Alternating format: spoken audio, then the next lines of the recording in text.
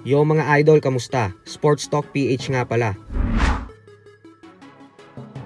Ang banat kay Casimero, pag-usapan natin yan mga idol. Ngunit bago ang lahat ay huwag kakalimutang mag-subscribe at i-click ang notification bell button for more sports talk. So para nga po sa mga hindi nakakaalam ay nasa bansang Pilipinas ngayon ang Japanese fighter na si Mugicha Nakagawa para mag-ensayo. At ayon nga po sa ating kaibigan na si Pinoy Boxing Prodigy, ay posible daw itong makasagupa sa hinaharap ng ating pambato na si former 3 Division Champion Angas ng Pinas, General Casimero. Gawa ng hawak din daw ito ng Kameda Promotions. At dahil po may posibilidad na magtuos ang dalawa, kaya naman sinamantala na nitong tirahin at bastusin si Cuadro Alas habang nasa Pilipinas siya para painitin ang kanilang potensyal na sagupaan. Bumanat po agad ito ng FU finger kay Casimero at ginaya pa nito ang pag-shadow boxing ng Angas ng Pinas na para bang nang iinsulto.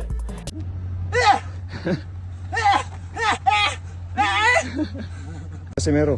Eh? Casimero. Fuck you. Huh? Fuck you. You don't like Casimero? Para po sa mga hindi nakakakilala kay Nakagawa, ay may record po itong 32 wins with 20 knockouts and 11 losses. May edad ng 37 years old. Pero napaka-aktibo po nito gawa ng 3 beses itong lumaban sa loob lamang ng taong 2025. Bukod dyan ay nanggagaling din siya ngayon sa 4 na magkakasunod-sunod na panalo. Huling beses po itong natalo ay noong taong 2024 pa sa kamay ng tumalo rin kay Casimero na si Kyunosuke Kameda. Mortal na kaaway daw ito ni Kameda. Bukod dyan ay sinabi din ni Nakagawa na hindi daw siya natatakot kay Casimero. Mapapisikalan man umano o salitaan ay papalag daw siya dito. Sa kasalukuyan po ay wala pa namang sagot si Casimero sa mga banat sa kanya ng hapon na ito. Pero inaasahan po na muling sasampa sa ibabaw ng lona si Cuadro Alas sa unang bahagi ng taon na ito. Sa kabilang banda naman mga idol ay bagamat nga po lalong lumalakas ang potensyal na maikasa ang bigating mega rematch sa pagitan ng ating pambansang kamauman ni Pacquiao at former undefeated 5 Division Champion Floyd Mayweather Jr. ngayong taon, nang dahil sa hindi na matutuloy ang world title fight ni Pacquiao at ang WBA welterweight champion Rolando Romero, ay ibinunyag nga po ng uncle ni Floyd na si Jeff Mayweather na ayaw daw nilang labanan pa si Pacquiao kasi wala na umano itong saysay at wala din daw kwentang laban pa ang Pacquiao fight. Kaya naman mas gusto daw nila ngayon na mangyari ang exhibition fight kontra sa heavyweight legend at 59 anyos na si Iron Mike Tyson. Paliwanag ni Jeff Mayweather na pag si Tyson daw kasi ang hinarap ni Mayweather ay mas malaki ang papasok na pera sa kanila. Bukod dyan ay hindi din naman umano babalik si Floyd para magpagalingan pa kasi napatunayan daw nito na mas magaling talaga siyang fighter kaysa kay Pacquiao.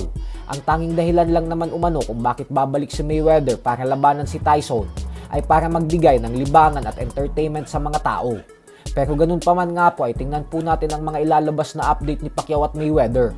Ang problema po kasi dito ay ang gusto ni Pacquiao ay tunay na laban. Hindi daw siya papayag na exhibition fight lang ang rematch nila ni Mayweather. At ang malaking katanungan po dyan ay kung papayag si Floyd na isugal pa ang kanyang iniingat-ingatan na undefeated record. Samantala, kinumpirma din nga po kahapon lamang ng pamilya ni Anthony Joshua na magre-retiro na ang former unified heavyweight champion sa pagboboxing matapos itong madawit sa isang aksidente sa Nigeria kung saan binawian ng buhay ang dalawa sa pinakamatalik niyang kaibigan. Kaya naman dahil dyan ay hindi na po mangyayari ang pinaplanong mega showdown sa pagitan ni Joshua at Tyson Fury. Magre-retiro si Joshua ng may edad na 36 years old at may record na 29 wins with 26 knockouts at 4 na talo. So hanggang dito na lang po muna tayo mga idol.